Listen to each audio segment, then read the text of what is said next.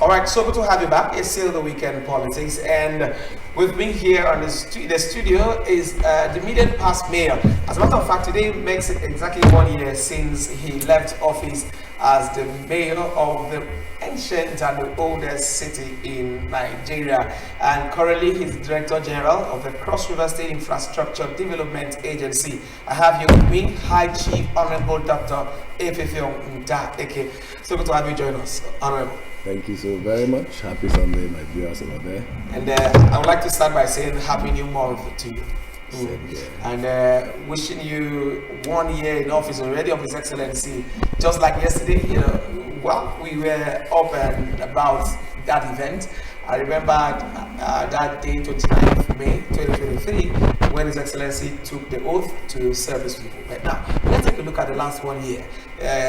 Though you came on board barely about 3 months ago, but let's see, you've been around the system as a mayor, and you're one of those integral factors that one of those persons that played a massive, part in the emergence of His Excellency the Governor.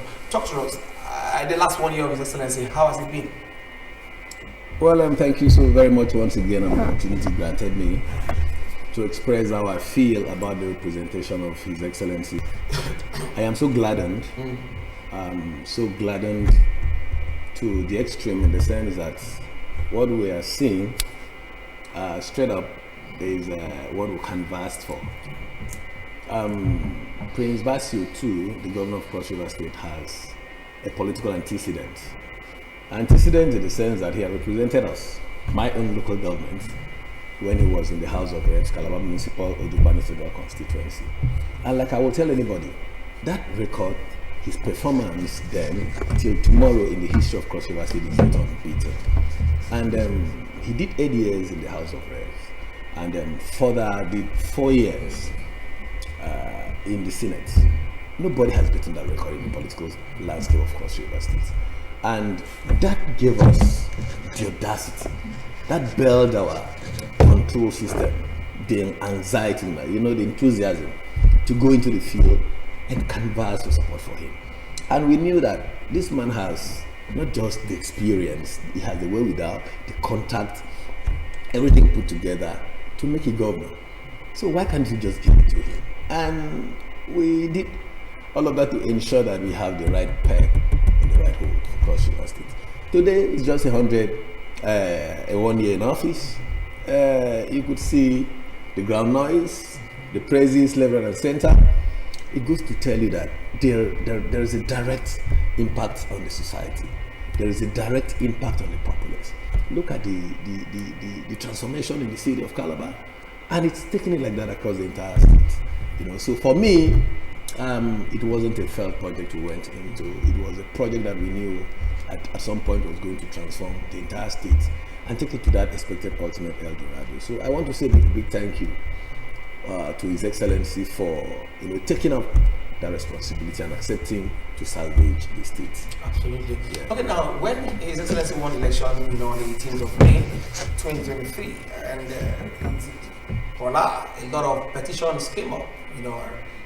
First they went to the tribunal, from there the appeal, and then the Supreme Court, where he won in all of those things, in all of those instances. Now, do you think because those tribunals, engagements, and all that pose any challenge to him? Yeah, as a human character, as a human being, all the clusters of confusion, that sets in during this period. For him, he knew what he came to do for the people of Cross River State. So he wasn't deterred by all this. It was minors, because from the primaries, how he won his elections, it was massive.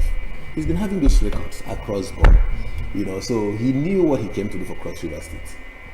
And by God's special grace, God on his side is doing it directly. So I think those were just normal things that will normally happen.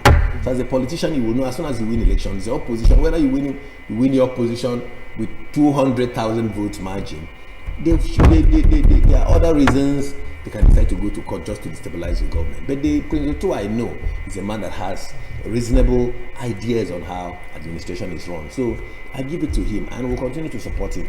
We are talking to our people to see the need. to align with his views, align with his ideologies and all of that. Administration is a huge task, a very Herculean one at that. So I expect that the governor will give his best, and he's doing it like what we're seeing. Absolutely. Now, shortly after his being inaugurated last year, a few days after, he started to roll out appointments. I remember clearly when he rolled out the first batch, which were his principal officers, the SSG, the chief of staff, and all of that, and the CPS there. Now, I want us to look at clearly his appointments so far. Do you think you are one of the appointees? Okay, so do you think there have actually been round pegs in round hole? Let's see the synergy these appointees have brought to in the last 1 year, to fulfill the mandate of the post first. The cluster of his composition in terms of appointments, for me, is quite perfect. He's quite perfect. He's just not dishing out appointments. There should be some level of requirements that will get you to getting an appointment. And if you look at the positions he's given out to these appointees, and also looking at the persons involved in these positions, you will know that he did a very wonderful composition. And the governor cannot also rule by himself. He cannot just be a governor by himself. You need to get the feedback from the people, and you need to have the contact point. That is where the appointees now comes to play. How are my electorates feeling? What are their problems? You now begin to structure people to see how they can interface with these people in their respective offices. In the health sector, you have the Commissioner for Health, and the downline, the Director General of perhaps primary health care and all of that. Those are the people that will be getting the feedback to you as the administrator. Oh, this is what is lacking in these areas. And I think the governor is very, very accurate in terms of decision making in those areas. He did perfectly well in terms of composition of appointments. So for me, I think he's still going to do more. He's still going to open the space for great guys to come in and also assist him in expanding the scope of work. I want to believe that the governor knows what he is doing, and all we need to do at this juncture, at this point in time, is to align with his ideas, is to see how we can support him in prayers and in everything. But for me, I believe that the government is going to give us 99.9% in terms of scorecard. Yeah, great. Now, you were a mayor in the last 1 year, and I'd like you to give your assessment in the last, when you left office the last 1 year, and now Calabar has changed, because visitors that were in town before His Excellency came on board, coming back now, will see a huge difference. Can you mention a few of those things that His Excellency has done in the last 1 year? The last time I came to this place, I told you I am a direct beneficiary. The first project the governor did in Calabar Municipality, or carried out in Calabar Municipality, was my own project, tarring my streets at Maureen Taike Street. They used to call it Ifeong Basi Avenue and Maureen Taike Street. That street is named after my father, and that was the first street the governor tarred in Calabar Municipality. So he gave me that reason to continue to tell him thank you. Going forward, he's done a lot of other roads. Infrastructure, revolution in the state is massive, and I think a man of this nature needs to be supported in all fronts. So we are all here to continue to talk to our people, to come up with reasonable ideas that will help foster growth, foster development, and ensuring that Cross River State is placed on the world map as it used to be. And I believe the governor himself is not resting in that mandate. So he's doing everything humanly possible to ensure that we have that score. So for me, he's doing well. Okay. Now, on Tuesday and Thursday, His Excellency had Tuesday, Wednesday, and Thursday, those 3 days, he had a lot of activities to mark his first year in office. Would like you to reel out a few of those activities that were carried out on, as a mark of celebrating his first year in office. Well, for me, in Calabar Municipal Council area, he's done a lot. Passing through Marian Road alone will give you joy. Joy in the sense that you won't find one pothole anywhere. As it stands now, within the center space of the metropolis. And I think Marian Road is just a typical example. Are you talking about the solar lighting that takes you from almost Marian Hill down to almost 8 miles area? So and the highway at the same time. It's lighting the entire city.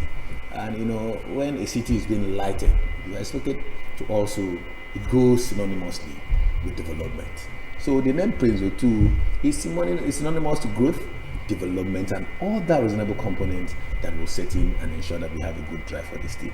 So for me, he's done a lot. You go to Nyagasan, he commissioned a massive health facility there. You go to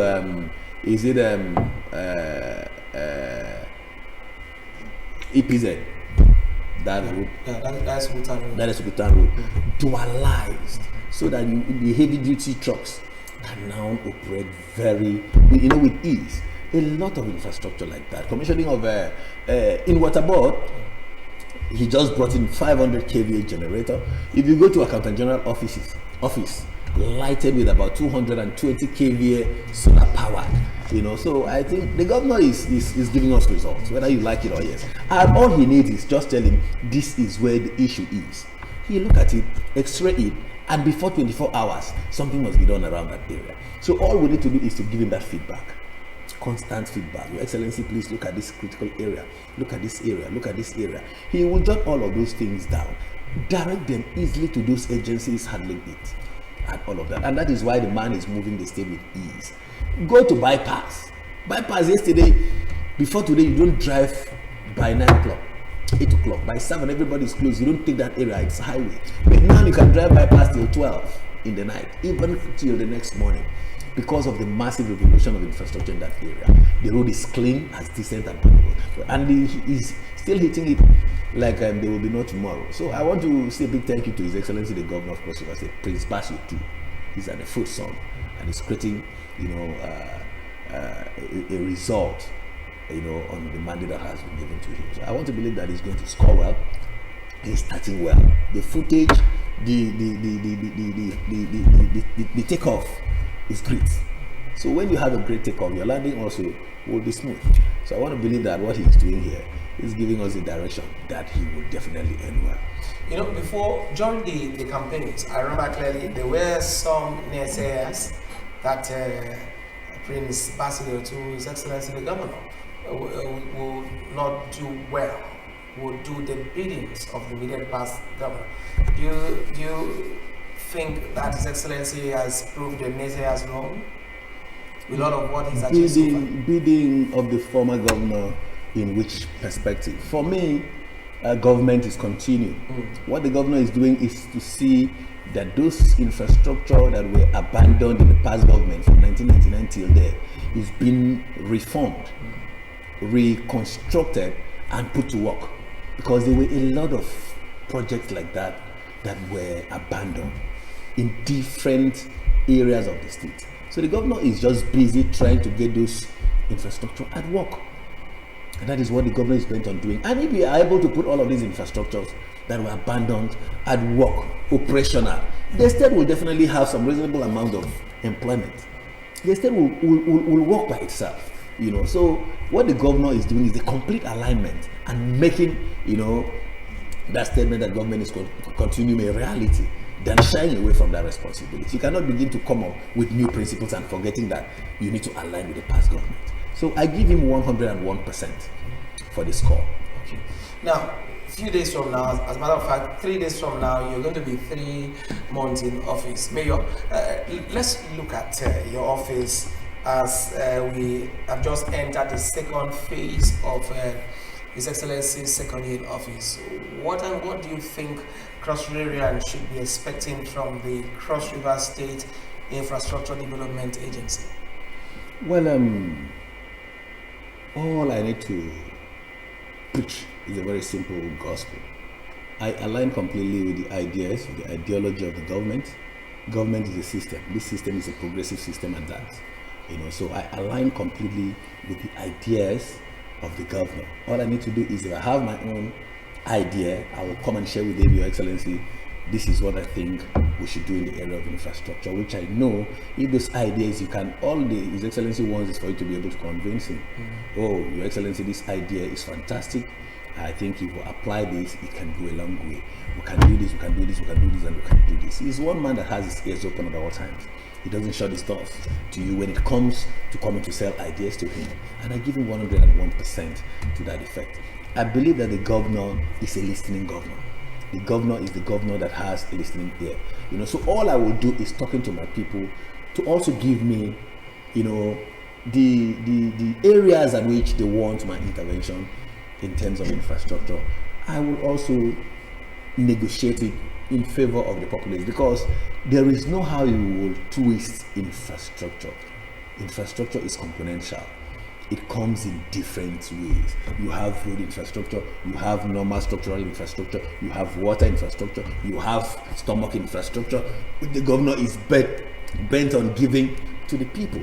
He talks about food security, which is the major infrastructure any government can give to its people. And the governor is very, very much on it. So we're building all of this put together to also highlight and let the governor understand the need to identify in all of these areas. So the journey of the second year, is already on. So let's get your word, for Cross Riverians. They're going to be patient with His Excellency.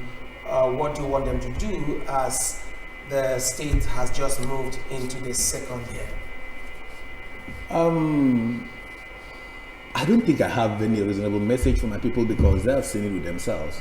They did not vote for someone who would have come to disappoint them.